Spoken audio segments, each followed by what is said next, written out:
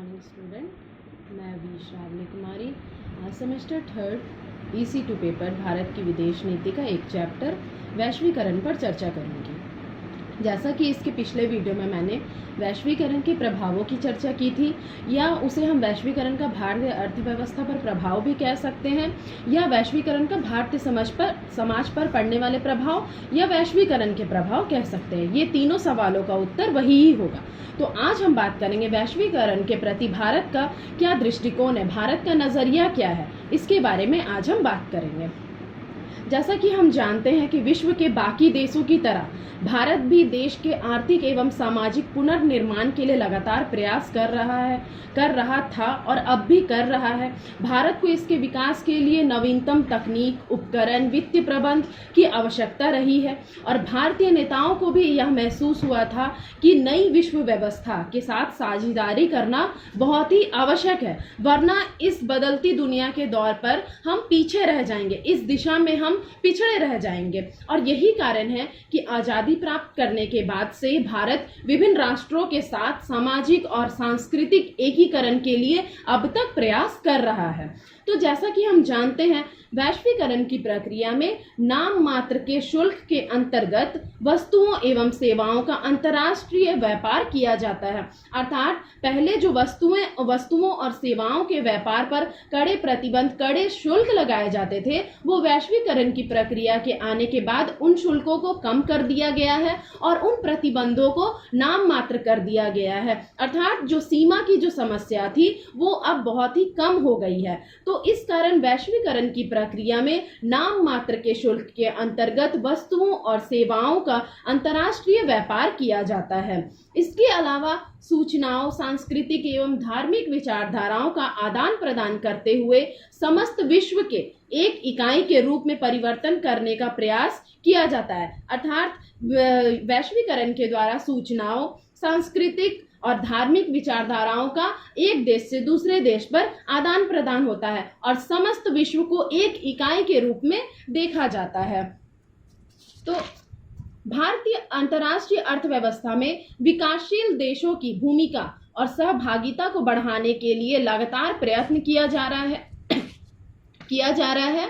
इस दिशा में भारत ने कई सुझाव भी दिए हैं जो अंतर्राष्ट्रीय व्यापार में मंडियों के ढांचे से संबंधित है और उसे संयुक्त राष्ट्र द्वारा स्वीकार भी किया गया है। अर्थात वस्तुओं के व्यापार के लिए जो एक मंडी की जरूरत होती है, उस मंडी के ढांचे में सुधार लाने के लिए भारत ने संयुक्त राष्ट्र संघ को बहुत सारे सुझाव दिए हैं जो संयुक्त राष्ट्र संघ द्वारा स्वीकार भी किए गए हैं।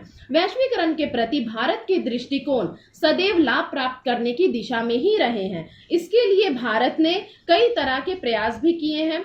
भारत ने इस परिवर्तनशील विश्व में विभिन्न देशों में सहयोग और आपसी सूझबूझ को विकसित किया है। अर्थात जब वैश्वीकरण की प्रक्रिया हुई तो विभिन्न देशों के मध्य आपसी सहयोग और आपसी सूझबूझ को बढ़ाने का प्रयास किया गया। भारत ने आतंकवाद के खिलाफ अंतर्राष्ट्रीय अभियान और समझौतों को मजबूती प्रदान की तथा विश्व को परमाणु हथियारों से मुक्त कराने में सहयोग दिया। वैश्वीकरण की दिशा में विकासशील व विकसित देशों के साथ वैश्विक संबंधों को स्थापित करने में भारत ने साथ दिया। एक स्थिर, समृद्ध और सुरक्षित विश्व व्यवस्था की स्थापना करने का भारत का प्रयास सराहनीय है। विश्व के विभिन्न देशों के मध्य सहयोग और विश्वास का वातावरण बनाकर विश्व को एकीकृत रूप प्रदान किया गया।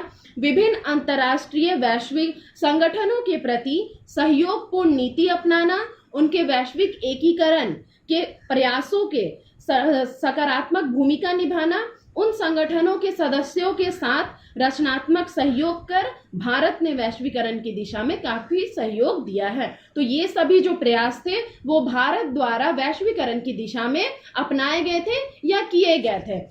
उसके बाद है कि वैश्वीकरण की दिशा में भारत ने अमेरिका, फ्रांस, रूस, चीन, जर्मनी, संयुक्त राष्ट्र संघ आदि के साथ काफी सारी साझेदारियां की और विभिन्न अंतर्राष्ट्रीय मुद्दों पर होने वाले विचार विमर्श में सक्रिय भूमिका निभाई है।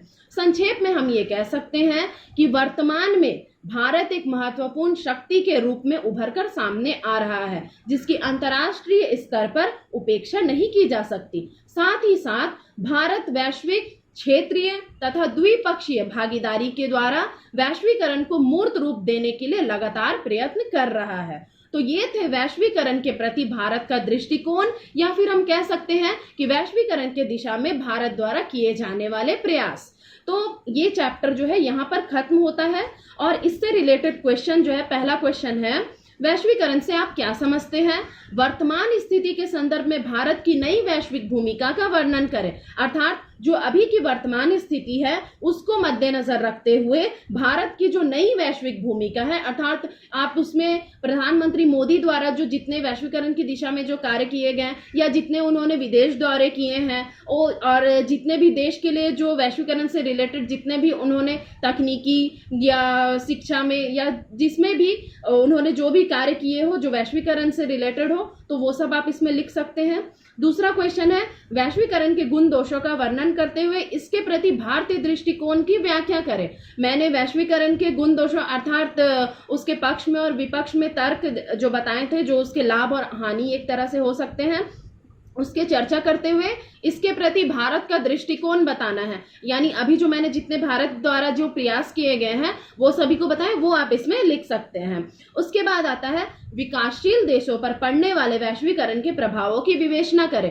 तो मैंने जो इसके प्रभावों को बताया, सकारात्मक और नकारात्मक पहलू थे जिसके राजनीतिक, आर्थिक और सांस्कृतिक जो थे, जो उसमें जो विकासशील देशों पर जो वैश्वीकरण का प्रभाव पड़ा है उन प्रभावों को आप लोगों को लिखना होगा। तो विकासशील देशों पर जो प्रभाव पड़ा तो उसका सकारात्मक पहलू भी आपको लिखना होगा और उसी में आपको नकारात्मक पहलू भी लिखना होगा।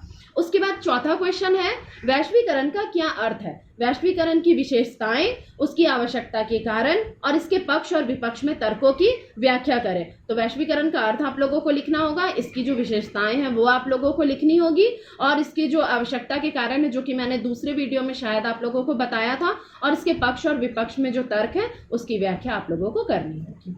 तो मुझे आशा है कि आप लोगों को यह वैश्वीकरण चैप्टर पूरी तरह से क्लियर आप लोगों को हो गया होगा, समझ आ गया होगा। तो अब ये जो सारे क्वेश्चन हैं वो एग्जाम के लिए इम्पोर्टेंट है, तो आप लोग इस पर नोट्स बना सकते हैं। Thank you.